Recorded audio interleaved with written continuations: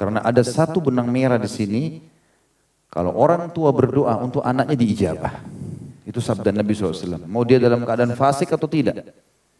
Makanya kata Nabi SAW, termasuk doa yang tidak ditolak oleh Allah adalah doa orang tua untuk anaknya. Itu jauh lebih mulia. Ridhonya Sang Pencipta di langit, itu datang gara-gara ridhonya mereka.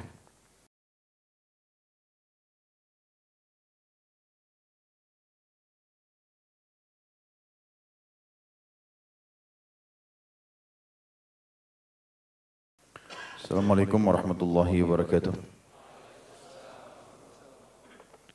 Melanjutkan bahasan kita teman-teman sekalian Minhajul Muslim, dan kita masih di bab adab, dan sekarang kita masuk ke adab setelah membahas pasal kelima adab terhadap diri sendiri.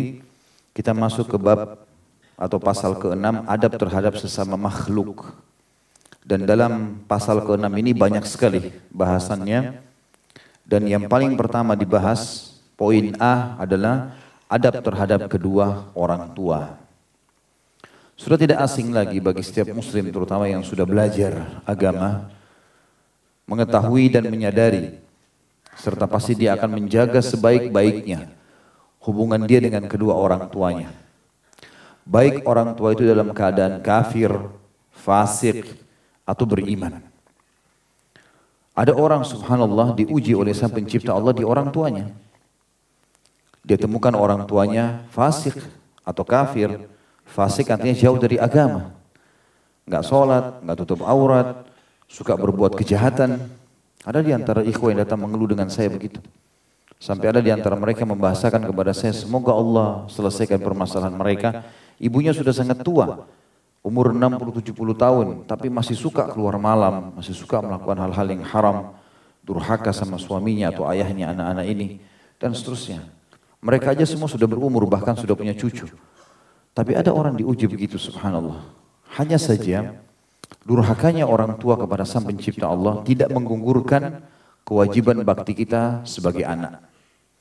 Kita lahir, ayah kita, ibu kita, bagaimanapun keadaannya, mereka statusnya orang tua. Dan punya hak syar'i dari kita sebagai anak. Sebagaimana mereka juga harus menjalankan kewajibannya sebagai orang tua. Kita juga punya hak pada saat kecil, diberi nama yang baik, diakikahkan, ya. Kemudian dipandu kepada jalan-jalan yang benar. Kalau mereka lalai, berarti itu dosa mereka dengan Allah. Tidak boleh kita menilai kesalahan orang tua kita dalam mendidik kita atau memberikan hak kita, berarti kita juga boleh balas. Contoh banyak yang mengatakan di pengajian, Ustaz, saya dari kecil ibu saya nggak ngurus. Ditaruh di pinggir jalan, hilang. Sekarang begitu saya sudah berhasil, ibu saya baru datang ngaku kalau dia ibunya. Atau itu ibu saya. Ataupun ayahnya juga seperti itu. Maka apakah gugur bakti saya? Saya mengatakan sama sekali tidak. Tidak ada hubungannya sama sekali. Setiap orang akan menanggung konsekuensi dari kewajiban yang telah Allah bebankan kepada dia. Jangan balas. Orang yang gibah kita balas dengan gibah. Orang yang fitnah balas dengan fitnah. Sepasangan kita selingkuh balas dengan selingkuh. Berarti semuanya akan dihukum. Gitu kan? Sama orang tua kita tidak urus kita, berarti kita juga balas dengan tidak berbakti sama mereka. Ini keliru. Gak boleh. Teman-teman sekalian, Allah dengan kemahamurahannya menjadikan orang tua ini sebagai pintu surga. Pintu surga. Mudah sekali. Senyum dengan mereka, ramah dengan mereka, penuhi kebutuhannya, cari keridhoannya. Sampai jelas sekali sabda Nabi SAW, ridhonya Allah berada di ridho kedua orang tua. Artinya kalau mereka sudah ridho dengan kita, selesai urusannya. Saya sering praktikin teman-teman sekalian, alhamdulillah Allah masih karuniai ayah saya hidup. Dan hampir setiap saat kalau saya lagi hadapin masalah apapun, telepon ke beliau saja, saya cuma bilang, saya panggil Abah. Abah doakan. Begitu dia bilang dalam bahasa Arab, beliau sering ucapkan jazakallah khair. Semoga Allah mudahkan urusanmu nak, semoga selesai permasalahan. Begitu tutup telepon, selesai urusan saya. Saya sangat yakin semuanya selesai. Dan memang betul, selesai. Hanya dengan doa mereka. Dan bahkan sampai ulama mengatakan doa orang tua, ya, untuk anak walaupun kondisi orang tua itu fasik, jauh dari agama, asal dia bukan orang yang berbuat, yang mengundang murkahnya Allah, seperti berbuat syirik, misalnya berbuat syirik, dia hanya orang yang lalai, Jangan kita anggap remeh, oh ayah saya sholatnya masih belum di masjid, ibu saya masih belum pakai jilbab, kayaknya nggak usah saya minta doanya, keliru.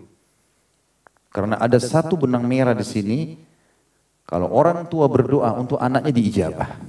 Itu sabda Nabi SAW, mau dia dalam keadaan fasik atau tidak. Makanya kata Nabi SAW, termasuk doa yang tidak ditolak oleh Allah adalah doa orang tua untuk anaknya. Da'watul walid li waladih. Doa orang tua kepada anak. Bahkan sebagian ulama mengatakan lebih khusus adalah doa ayah dalam hadis ini. Doa ayah, da'watul walid li waladih. Walaupun ibu mulia tentunya, nanti akan kita jelaskan masalah itu.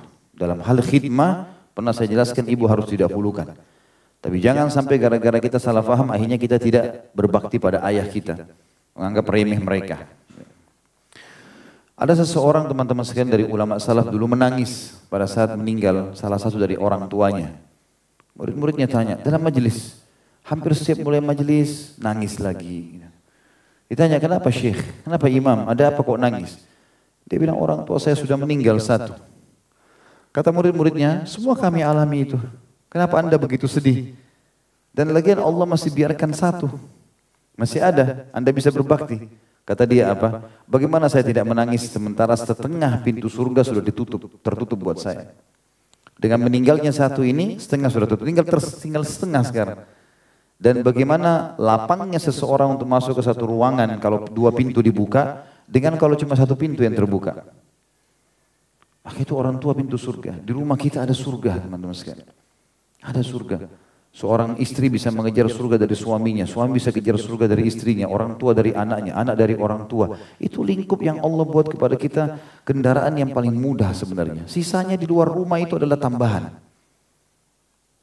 Kenapa banyak orang di antara kita teman-teman tidak mau peduli masalah ini? Saya kasih contoh, betapa gembiranya dia kalau sahabat dekatnya telepon. Atau mungkin kekasihnya yang dia sudah nikahi tentunya. Kita bicara yang halal pun, istri atau suaminya, telepon dia bahagia. Tapi begitu ibunya telepon, ayahnya telepon, mukanya cemberut. Berharap telepon itu mati dan tidak diangkat. Nanti alasan sibuk kerja, nanti alasan sibuk seperti ini dan itu. Kenapa? Karena orang tua saya tidak berpendidikan. Kalau dia ngomong-ngomongannya masih bahasa kampung. Karena mungkin ya orang tua saya sudah sangat tua, permintaannya banyak. Kalau ngomong selalu lama, ya akhi, biar 24 jam ibu dan ayah antum telepon terima. Tinggalkan semua kegiatan lain. Itu jauh lebih mulia. Ridhonya sang pencipta di langit, itu datang gara-gara ridhonya mereka. Dan banyak sekali poin-poin yang berhubungan dengan ini yang perlu kita garis bawahi teman-teman. Karena di Jakarta ini banyak di antara kita pendatang dari luar kota Jakarta. Tidak pernah telepon orang tuanya, nggak pernah tanya kabarnya. Ah gampang, ibu saya kalau dari telepon juga nggak marah kok. Ayah saya juga kalau ditelepon, tidak ditelepon nggak marah. Betul, justru karena sayangnya mereka nggak pernah marah sama kita. Tidak pernah mau marah, tapi mereka berharap ada telepon sekali saja masuk dari anaknya. Kadang-kadang kalau antum telepon sekali teman-teman 10 menit saja, maka coba ikuti informasi di kampung antum. Seperti apa ayah dan ibu kita menghebohkan berita telepon kita 10 menit itu. Itu luar biasa. Kenapa kita tidak lakukan ini teman-teman sekalian? Dan saya sudah sering berbagi sebenarnya, pernah kita bahas masalah ini. Bakti dengan orang tua ini luar biasa. Luar biasa. Mumpung mereka hidup, kejar baik-baik. Minimal sehari telepon teman-teman. Jangan lewatkan satu hari kecuali telepon mereka. Pakai stopwatch 5 menit saja. 3 menit. Sebelum antum bekerja, lagi panasin motor, panasin mobil, telepon mereka. Sudah salam, apa kabar ayah ibu, ada keperluan, ada sesuatu yang bisa saya bantu. Oh enggak ada nak, baik doain saya ya. Itu saja tiap hari. 1 menit, 2 menit. Tutup. Insya Allah itu akan membuka kebutuhan antum sehari-hari. Apa saja teman-teman. Karena memang mereka ini betul-betul perantara yang sangat luar biasa dengan sang pencipta Allah subhanahu wa ta'ala. Saya bacakan apa yang ditulis oleh Syekh Abu Bakar rahimahullah. Beliau mengatakan adab terhadap kedua orang tua. Seorang muslim percaya akan adanya hak kedua orang tua terhadap dirinya serta kewajiban berbakti, menaati, dan berbuat baik terhadap keduanya. Tidak hanya karena mereka berdua menjadi sebab keberadaannya, ini poin pertama. Jadi mereka baik sama kita atau tidak, mereka kafir atau fasik atau beriman, intinya kita ada karena melalui mereka perantaranya. Atau karena mereka telah memberikan perlakuan baik terhadapnya. Terlebih lagi kalau selama kecil Dia selalu mengurus kita sampai akhirnya besar dan memenuhi kebutuhannya. Tapi juga karena Allah Azza wa Jal, Allah yang Maha Suci dan Maha Mulia, telah menetapkan kewajiban atas anak untuk berbakti dan berbuat baik kepada kedua orang tuanya. Bahkan Allah menyebutkan kewajiban berbakti kepada orang tuanya setelah penyebutan kewajiban terhadapnya yang merupakan ibadah kepadanya semata, tanpa kepada yang selainnya. Sebagaimana Allah jelaskan dalam Al-Quran, di dalam surah Al-Isra ayat 23 sampai 24. Bunyinya, A'udzubillahi minasyaitonir rajim. Bismillahirrahmanirrahim. Wa qadha rabbuka alla ta'budu illa iyyahu wa bil walidaini ihsana. Imma yablughanna 'indaka al-kibara ahaduhuma aw kilahuma fala taqul lahumu uffin wa la tanharhuma wa qul lahumu qawlan karima. Wakhfid lahuma janaha dzulli minar rahmati wa qur rabbirhamhuma kama rabbayani shaghira. Dan Rabb kalian telah memerintahkan secara mutlak, wajib kepada kalian semua, jangan menyembah selain Dia. Sembah artinya tunduk, patuh, cinta dan takut. Tidak perlu takut dan cinta bergantung kepada selain Allah. Dan hendaklah setelahnya kalian berbuat baik pada ibu bapak kalian dengan sebaik-baiknya, sesempurna-sempurnanya. Jika salah seorang di antara keduanya atau kedua-duanya sampai berumur lanjut dalam pemeliharaanmu, berumur lanjut artinya pasti sangat riskan dengan penyakit, dengan kotor, dengan cerewet, ya, dengan lamban. Maka sekali-kali jangan pernah kalian mengatakan kepada keduanya, ibu ini, ayah ini, cerewet sekali, banyak kebutuhannya. Dan janganlah kalian membentak mereka. Firman Allah 1400 tahun turun ini teman-teman sekalian. Jangan bentak mereka. Dan sebaliknya, ucapkan kepada mereka perkataan yang mulia. Kata para ulama, intonasi suaranya lebih kecil. Orang tuanya marah, maka dia tersenyum. Orang tuanya doakan keburukan, dia balas dengan doa kebaikan. Orang tuanya butuh hajat, dia tidak bisa punya apa-apa, maka dia menjanjikan dengan harapan Allah memberi. Dan rendahkanlah diri kalian terhadap mereka berdua dengan penuh kasih sayang. Dan ucapkan, sudah kasih sayang, merendah, wahai Rabbku, kasihanilah mereka berdua, sebagaimana mereka berdua mendidik aku di waktu kecil. Kata ulama, satu kali didikan saja, misal pada saat kita memasukkan tangan kita kotor di mulut, ibu dan ayah kita menahannya. Sudah cukup antum harus balas seumur hidup. Atau mungkin kita sempat memegang benda yang berbahaya lalu dipindahkan oleh orang tua kita. Sudah cukup itu untuk berbakti seumur hidup. Dan seterusnya. Tidak ada alasan untuk menolak itu.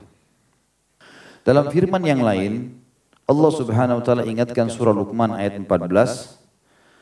A'udzu billahi minasyaitonir rajim wa wassaynal insana biwalidayhi hamalathu ummuhu wahnan ala wahnin wa fisaluhu fi amaini an ishkur li wa liwalidayka ilayyal masir. Dan kami perintahkan kepada manusia wajib atas mereka berbuat baik kepada kedua ibu bapaknya. Ibunya telah mengandungnya dalam keadaan lemah yang bertambah lemah dan menyapinya selama 2 tahun. Ini sapian yang normal, ya, yang diperintahkan dalam agama. Maka bersyukurlah kepadaku, kata Allah. Lalu Allah hubungkan antara bersyukur, berterima kasih karena kita ada di muka bumi ini sama Allah, dan kepada kedua ibu bapakmu.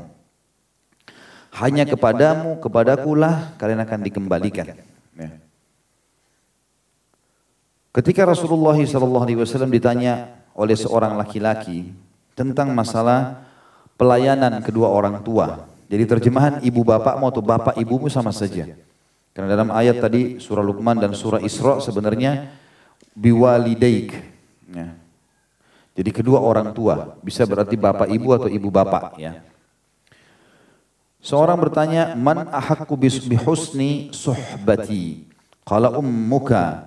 Qala thumma man? Qala ummuka. Qala thumma man? Qala ummuka. Qala thumma man? Qala thumma abuk. Hadis ini riwayat Bukhari nomor 5971 dan Imam Muslim 2548. Siapakah orang yang paling berhak mendapatkan baktiku? Ini terjemahan sebenarnya. Kalau yang saya terjemahkan husni suhbah, itu terjemahannya adalah pelayanan. menemani. Siapa yang paling layak saya temani? Siapa yang paling layak saya layani? Maka Nabi SAW mengatakan ibumu. Lalu laki-laki bertanya lagi, kemudian siapa? Beliau menjawab ibumu. Lalu siapa lagi? Ibumu. Sampai 3 kali, kemudian yang keempat, lalu siapa? Kata Nabi SAW adalah ayahmu. Tentu di sini teman-teman sekalian, saya sudah pernah jelaskan dalam berbakti kita harus samakan antara ibu sama ayah. Tetapi pelayanan, kalau ibu kita bilang tolong ambilin air nak, ayah kita juga bilang ibu kita dahulukan. Tapi bukan berarti haknya ayah di bawah ini. Saya sudah pernah jelaskan teman-teman, karena penisbatan nama hanya boleh kepada ayah. Walaupun ayah kita orang buruk. Abu Jahal siapa yang tidak kenal teman-teman sekalian? Musuh Allah, musuh agama ini. Bahkan Nabi SAW berikan gelar Fir'aunnya umat ini. Anaknya dia namanya Ikrimah. Dulu sama-sama ayahnya, benci sekali. Benci sekali Islam. Tapi setelah dapat hidayah dalam Islam teman-teman sekalian, tetap namanya Ikrimah bin Abi Jahal. Kalau ini musuh Allah ini, meninggal dalam keadaan kafir. Nggak dihapus nisbat namanya. Bagaimana kalau ayah kita orang Muslim? Tidak boleh kita tidak berbakti. Tapi kita baik santun sama mereka. Ya. Makanya perlu digarisbawahi. Tentu juga ibu masuk di dalam pelayanan. Tapi penisbatan nama tidak boleh. Orang kalau mau izin keluar rumah, kalau satu rumah harus izin sama ayahnya. Dan tidak ada pernikahan anak perempuan kecuali izin walinya atau ayahnya. Walaupun ibunya setuju 1000 kali, kalau ayahnya tidak setuju nggak bisa. Ini perlu digarisbawahi. Dalam sabda Nabi SAW yang lain, riwayat Bukhari 2408 dan Imam Muslim 5903, beliau SAW bersabda, Inna Allah harrama alaikum uquqal ummahat, wa mana'a wahat, wa wa'dal banat, wa kariha lakum qila wa qal, wa kathratas su'al, wa idha'atal mal. Ada wasiat penting di sini, kata Nabi SAW, sungguhnya Allah telah mengharamkan atas kalian durhaka kepada ibu-ibu kalian. Jadi di sini walaupun ibu kita itu mungkin tadi saya bilang jenjang pendidikannya kurang, mungkin orangnya sedikit tegas, mungkin tetap harus bakti. Sabar hadapi mereka. Sambil kita doakan. Tidak memberi kepada yang membutuhkan. Wa mana awahat, maksudnya di sini tidak memberi kepada yang membutuhkan. Ini terjemahan perlu diperbaiki. Ya. Tidak memberi kepada orang-orang yang tidak menahan pemberian kepada orang yang membutuhkan. Tidak menahan pemberian kepada orang yang membutuhkan, itu terjemahan yang lebih tepat. Jadi kalau ada orang minta, mau dia kaya, mau dia miskin, pokoknya minta jangan ditolak. Sebagaimana sabda Nabi SAW yang lain, kalau seseorang di atas tunggangannya meminta kepada kalian, maka berilah, karena kalian lebih mulia daripadanya. Sudah tahu juga hadis Bukhari tentang tangan di atas lebih baik daripada tangan di bawah. Jadi usahakan kalau ada orang mengulurkan tangan jangan tolak, kasih. Kemudian wa'dal banat, dan mengubur hidup-hidup anak-anak perempuan. Ini sama kalau zaman kita sekarang tidak boleh menggugurkan kandungan. Ya. Aborsi. Kemudian wa kariha qila wa qal, dan Allah membenci ucapan-ucapan yang tidak jelas sumber dan kebenarannya pada kalian. Semua gosip tanpa memastikan diikuti, ya, disebarkan. Ini dilarang. Kemudian juga wa kathratus su'al, dan banyak bertanya. Kalau orang bertanya teman-teman sekalian pada hal yang dia butuhkan, ada manfaatnya, karena dia butuh, dia harus tahu alamat jalanan, ilmu pengetahuan yang sedang dijelaskan tentang hak dan kewajiban kalau dia kerja di sebuah lembaga, maka itu gak ada masalah. Tapi ada orang enggak. Apa saja yang dia lihat dari seseorang pasti ditanya. Kenapa kau pakai kopiah hitam? Kenapa kau pakai kopiah haji? Kenapa pakai baju itu? Kenapa motormu kau pilih merek ini? Ya akhi, biarin orang mau pilih apa. Hah? Kenapa campurin urusannya orang? Kalau ada urusannya sama kita, lain. Saya jual produk ini, mau beli enggak? Saya lihat tadi Anda pakai itu. Tidak ada masalah. Tapi semua orang ditanya apapun berhubungan sama dia, ini enggak perlu. Ini namanya qil wa qal dalam bahasa Arab. Nabi SAW melarang itu. Wa kathratus su'al, dan banyak bertanya-tanya, tidak ada perlunya. Ya. Kemudian wa ida'atil mal, dan menyia-nyiakan harta, maksudnya menletakkan pada tempat yang tidak benar. Saksi bahasan kita potongan pertama hadis tentang durhaka kepada ibu. Tentu di sini tidak disebutkannya ayah, bukan berarti ayah boleh didurhakai. Tapi Nabi SAW terkadang menyebutkan hadis sesuai dengan keadaan orang yang bertanya di hadapannya ya. Jadi ada orang yang datang, rupanya emosional. Maka waktu dia minta nasihat, kata Nabi, jangan kau marah. Ada orang yang datang, mungkin dia punya harta banyak, dia mau sedekah, tapi dia bingung. Nabi SAW ajarkan masalah sedekah. Ada orang yang dilarang riba, ada orang yang disinggung masalah curi. Tergantung keadaan orang yang bertanya. Jadi bukan berarti Nabi SAW cuma menjelaskan, misalnya dalam sebuah hadis menjelaskan riba berarti Nabi bolehkan yang lainnya, tidak. Kebetulan orang itu lebih perlu tentang apa yang dia harus nasihati itu. Kan gitu. Hadis selanjutnya adalah hadis riwayat Bukhari nomor 6919 dan Imam Muslim nomor 87. Rasulullah SAW bersabda, "Ala unabbi'ukum bi akbaril kabair?" Qalu ya bala ya Rasulullah. Qala al-isyraku billah wa uququl walidain. Wa kana muttaki'an fajalasa wa qala ala wa qawluz zuri wa syahadatuz zur. Ala wa qawluz zuri wa syahadatuz zur. Fama zala yaquluha hatta qala Abu Bakrata qultu laitahu sakat. Maukah kalian aku beritahukan tentang dosa besar atau induk dosa besar? Para sahabat menjawab, tentu wahai Rasulullah, kami mau tahu induk dosa besar supaya jangan kami terjerumus. Maka beliau berkata, yang pertama mempersekutukan Allah. Mempersekutukan Allah berarti berbuat syirik, yang memperankan Allah dengan makhluknya. Kemudian durhaka kepada kedua orang tua. Pada saat itu beliau sedang bersandar, lalu beliau duduk, kemudian beliau melanjutkan, ingatlah dan perkataan dusta serta persaksian palsu. Ingatlah perkataan dusta serta persaksian palsu. Beliau terus mengulang-ulangnya sampai Abu Bakrah radhiyallahu anhu, sahabat Nabi yang meriwayatkan hadis, bergumam, mudah-mudahan atau andai saja Rasulullah diam. Karena beliau ulangi terus itu.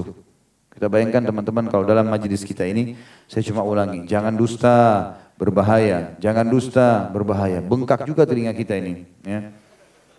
Karena luar biasa bobotnya kalimat itu diulang-ulangi.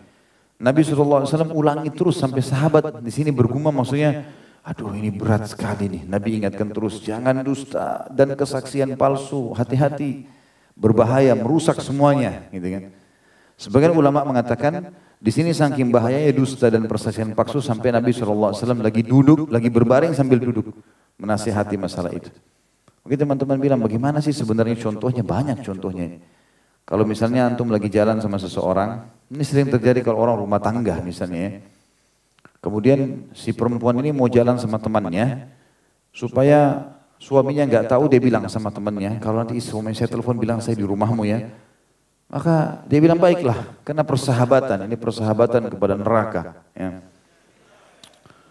Lalu kemudian suaminya, si A sama si B sudah sepakat. Si suami si A telepon, ada istri saya sana, oh ada, mana? Oh lagi mengaji, lagi sholat, lagi di kamar mandi, dusta. Padahal lagi pergi jalan-jalan sama temannya, atau berbahaya mungkin berzina sama laki-laki lain. Begitu pula sebaliknya, banyak laki-laki begitu. Oh saya mau ke rumahnya fulan, habis itu telepon temannya, saya akan ke sana ya. Nanti kalau misalnya istri saya telepon bilang saya di sana. Oh iya ada di sini lagi duduk nih, lagi ngobrol segala macam, bohong. Enggak boleh teman-teman. Persaksian palsu semua ini enggak boleh. Dan masuk dalam segala hal. Jangan buka pintu itu. Seorang mukmin jujur dalam kehidupannya. Semoga Allah maafkan tentu apapun yang pernah terjadi kalaupun ada seseorang yang kita pernah melanggar.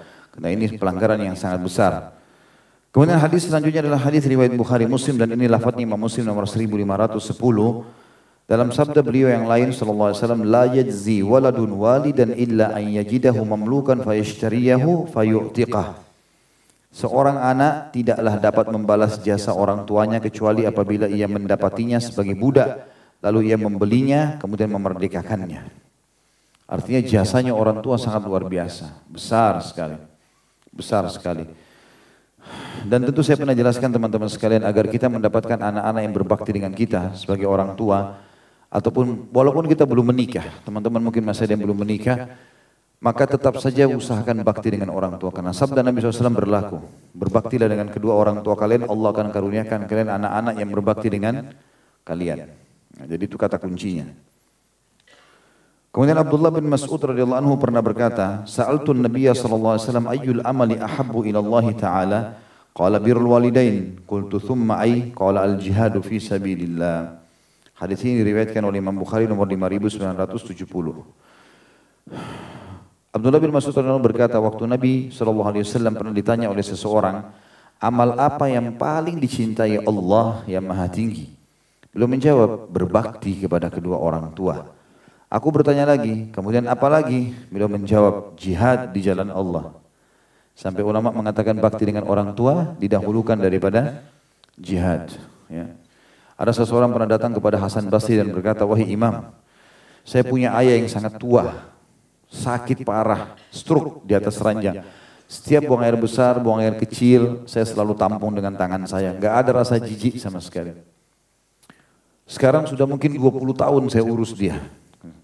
Sampai saya mandikan dan tidak rasa jijik. Pertanyaan saya, apakah saya sudah balas jasa ayah saya? Ayahnya ini, stroke. Kata Hasan Basri, sama sekali belum.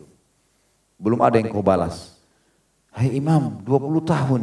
Ngurus kotoran, kencing, buang air besar di telapak tangan. Dan saya sama sekali tidak merasa jijik. Belum saya balas. Kata Hasan Basri, belum. Karena dulu, waktu kau kecil, ayahmu membersihkanmu, berharap kau jadi pemimpin. Kalau sekarang, kau bersihkan ayahmu berharap kapan dia mati dan engkau berhenti bertugas. Kalau ayah kita dulu cebokin kita, mandiin kita, berharap kita jadi tokoh masyarakat. Kalau kita, aduh ini orang tua, kapan matinya nih. Itu perkataan Hasan Basri rahimahullah. Ya. Bagaimana beliau menggambarkan masalah itu. Maka hati-hati teman-teman sekalian. Kemudian dalam riwayat lain, suatu ketika seorang laki-laki menghampiri beliau dan meminta izin untuk jihad. Seorang anak muda datang kepada Nabi SAW. Itu dalam hadis Bukhari nomor 3004 dan Imam Muslim 2549. Ya Rasulullah, izinkan aku berjihad. Karena dalam beberapa riwayat lain dikatakan umurnya anak ini sekitar 16 tahun. Masih sangat muda. Lalu Nabi SAW bertanya, ahayyun walidaka? Qala na'am. Qala fafihima fajahid. Apakah kedua orang tua masih hidup? Laki-laki itu menjawab, iya. Lalu beliau bersabda, kalau begitu berjihadlah dengan berbakti pada keduanya. Jadi teman-teman sekalian, tidak boleh juga salah fahami tentang masalah poin ini ya. Masalah izin kepada kedua orang tua. Karena banyak sahabat-sahabat Nabi yang tidak disampaikan Nabi SAW seperti ini. Mereka kalau mau pergi jihad seperti Abu Bakar, Umar, Uthman, Ali. Banyak sahabat-sahabat yang orang tuanya masih dalam keadaan hidup. Tapi waktu jihad, Nabi SAW izinkan mereka pergi jihad. Mereka pun pada saat tentu di sini beberapa sahabat. Tadi mungkin sahabat yang saya sebutkan namanya ada yang meninggal. Orang tuanya masih belum perintah jihad. Seperti Abu Talib meninggal waktu fase Mekah. Tapi seperti Abu Bakar ayahnya masih ada. Tapi masih dalam keadaan kufur ya. Abi Quhafa itu masuk Islam di pembebasan kota Mekah, gitu kan. Tapi yang jelas Nabi SAW tidak setiap sahabat datang disuruh bakti sama orang tuanya baru pergi jihad. Cuman keadaan anak muda ini masih sangat muda, umurnya 16 tahun.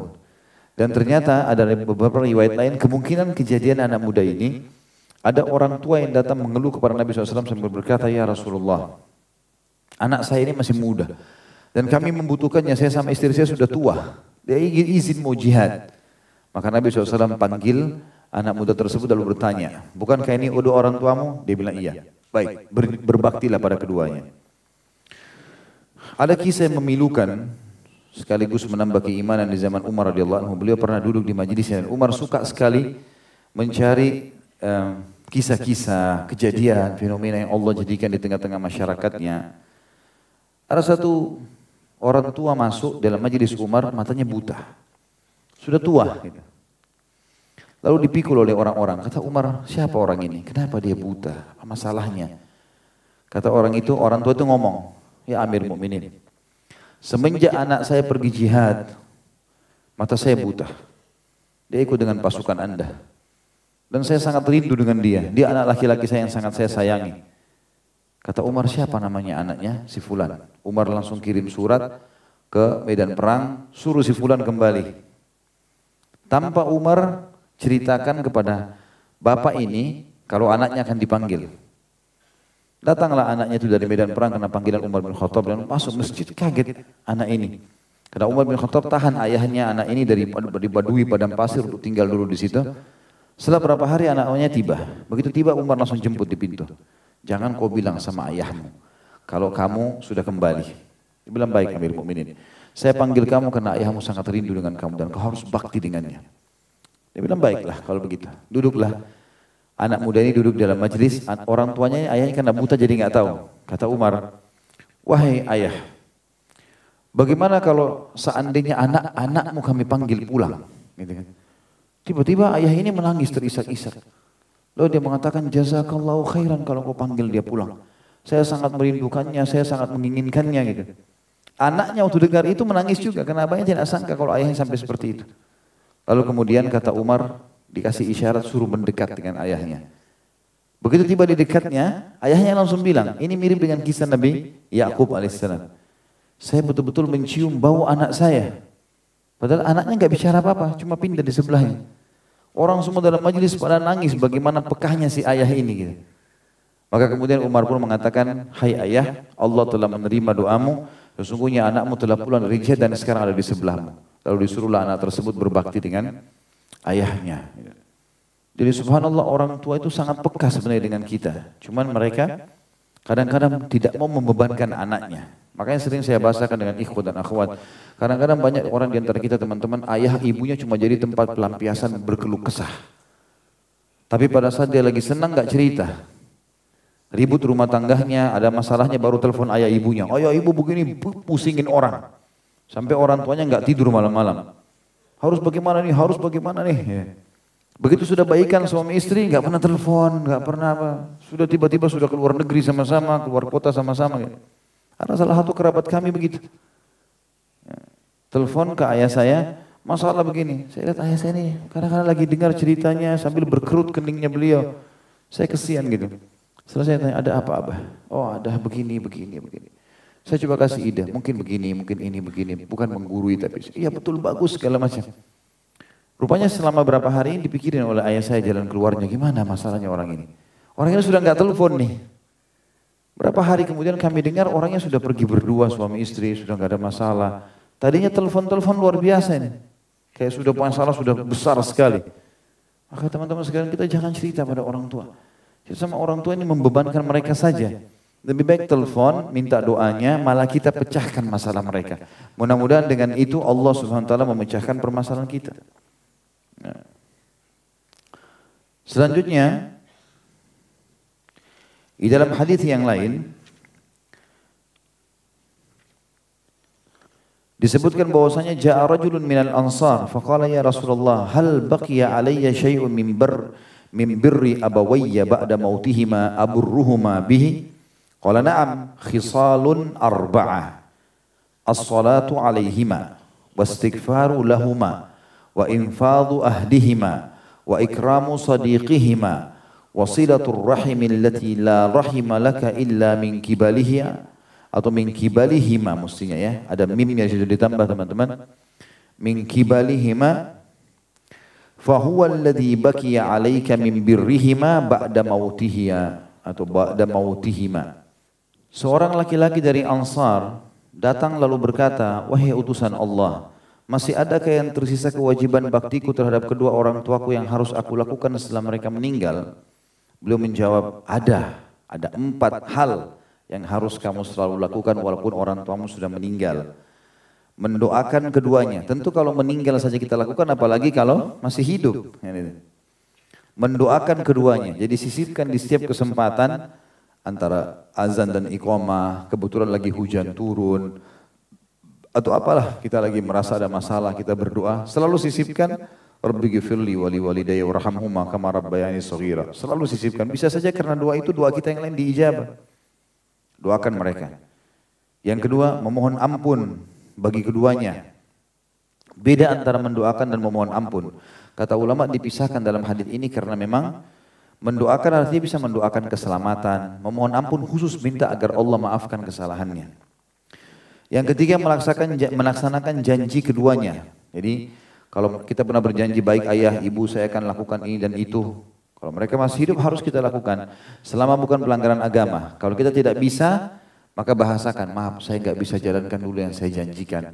Saya mohon supaya dibatalkan janji itu. Misal kita sudah janji mau kuliah di tempat tertentu, kita janji mau kerja tempat tertentu, kita janji mau datang, atau apalah ya. Dan tidak bisa maka batalkan itu. Yang keempat menghormati teman-teman keduanya dan menyambung tali persaudaraan silaturahim yang tidak ada hubungan rahim denganmu kecuali melalui keduanya. Ya. Jadi kita disuruh untuk menghormati teman-teman mereka walaupun teman mereka orang kafir, temannya ibu, temannya ayah. Kalau mereka sudah meninggal tetap kita datang ke teman-teman yang biasa beliau-beliau ini datang, sahabat-sahabatnya. Kecuali kata ulama dalam kondisi memang mereka adalah orang-orang yang fasik, yang jahat, penjahat misalnya, maka itu tidak ada hubungannya dengan kita berbakti sama mereka. Tapi kalau mereka orang baik-baik, tetap kita lanjutkan hubungan dengan sahabat-sahabat orang tua kita. Juga menyambung tali silaturahim, ini yang punya hubungan rahim saja, yang tidak ada hubungan rahim denganmu kecuali melalui keduanya. Maksudnya saudaranya, saudarinya, tantenya mereka, keponakannya, dan seterusnya, ini semua adalah rahim kita. Itulah sisa bakti yang harus kamu lakukan terhadap keduanya setelah mereka berdua meninggal. Tapi teman-teman sekalian, jangan tunggu orang tua kita meninggal, kecuali kalau orang tua kita sudah terlanjur meninggal, baru kita mau melakukan ini. Selama hidup lakukan dulu. Ini kalau sudah meninggal tinggal terfokus di 4 hal. Kalau mereka masih hidup banyak sekali. Hidangkan air kah, belikan pesanan kah, gembirakan hatinya kah pada saat dia lagi sedih, walaupun via telepon. Itu sudah luar biasa baktinya. Dan itu tidak bisa lagi kalau mereka meninggal. Kalau meninggal hanya bisa 4 hal ini. Juga perintah yang lain, Nabi SAW tentang masalah bagaimana berbakti kalau kedua orang tua sudah meninggal. Tadi tentu itu hadis yang sebelumnya tentang 4 hal itu diriwayatkan Abu Daud nomor 5142. Hadis yang sekarang saya mau bacakan adalah hadis diriwayatkan Imam Muslim nomor 2552. Rasulullah SAW bersabda, Inna min abarril bir an yasila ar-rajulu ahla wuddi abihi ba'da an yuwalliyahul ab. Sesungguhnya di antara sebaik-baik bakti adalah seseorang menyambung hubungan dengan kerabat dekat ayahnya setelah meninggalnya. Kenapa kerabat ayah disebutkan? Ada yang tahu? Karena kerabat ayah secara susunan itu lebih dekat daripada kerabat ibu secara susunan. Kayak misalnya kalau seorang wanita mau menikah, ayahnya sudah meninggal. Siapa yang pengganti ayahnya? Keluarga ayahnya. Pokoknya wali dari keluarga ayah. Pamannya kah, sepupunya kah, walaupun dari keluarga ibunya ada.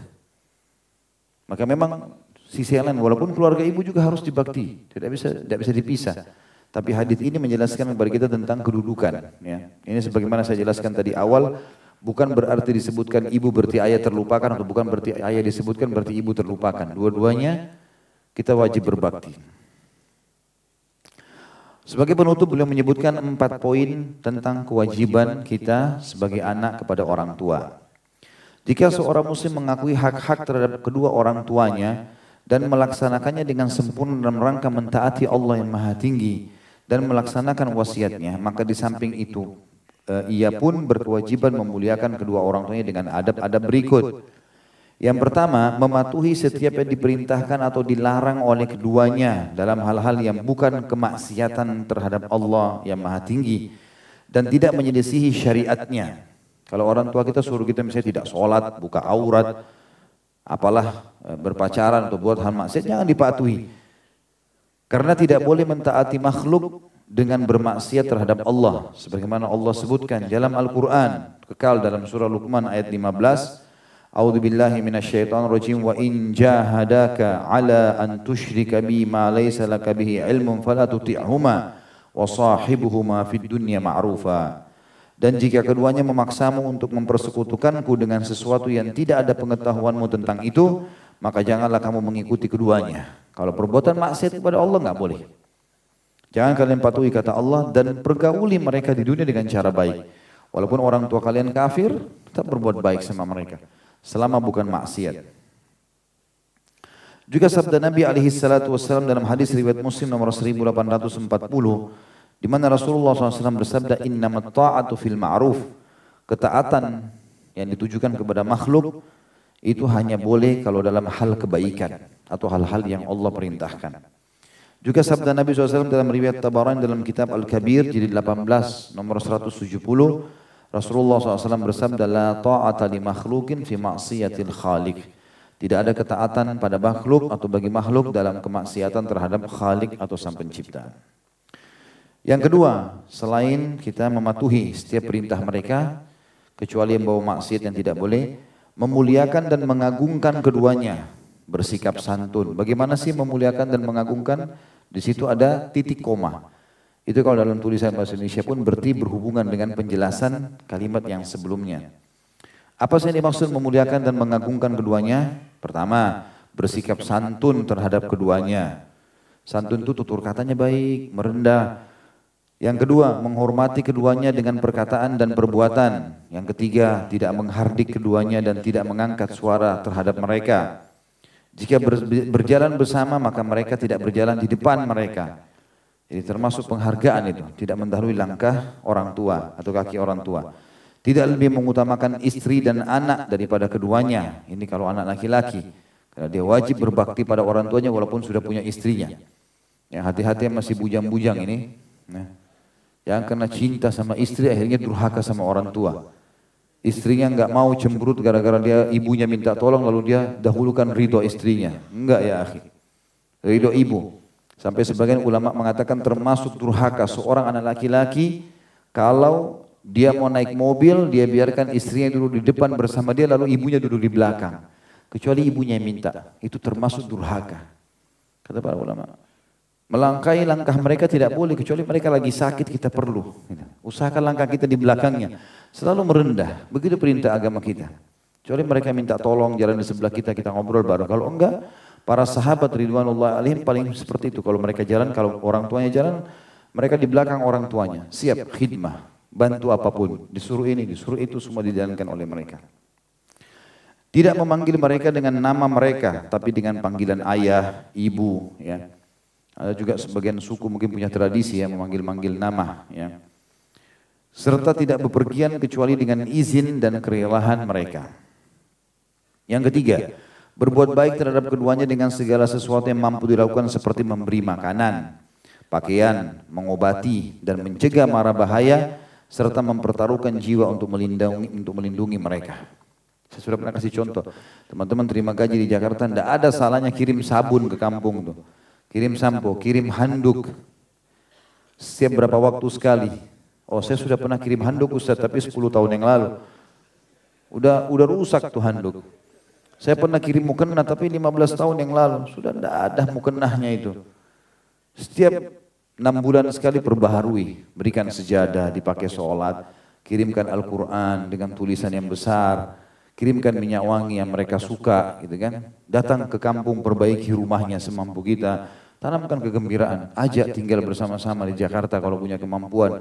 Itu semua bentuk bakti kepada orang tua. Yang keempat, yang terakhir, menyambung hubungan silaturahim yang tidak ada hubungan rahim kecuali melalui mereka berdua, mendoakan dan memohonkan ampun bagi keduanya serta melaksanakan janji keduanya dan menghormati teman-teman mereka. Tentu kalau orang tua kita pun dalam keadaan buruk teman-teman sekalian, yang kita lakukan doakan kebaikan. Doakan agar dapat hidayah, dapat petunjuk. Jangan malah kita doakan kebinasaan, ya karena ini berbahaya. Doa yang kita ucapkan yang buruk bisa berefek kepada kita. Nah, sebagaimana sabda Nabi SAW, siapapun yang mendoakan saudaranya muslim, ini puncaknya juga orang tua tentunya, maka malaikat di atas kepalanya mengatakan dan engkau akan dapat yang sama, engkau akan dapat yang sama. Allahu a'lam. Baik sampai sini teman-teman sekalian, semoga majelis kita diberkahi olehnya, ketambahan amal kita pada hari kiamat. Dan semoga semua amal yang pernah kita kerjakan tidak terkecuali semua diterima dengan kemampuannya sampai menjelang ajal datang nanti.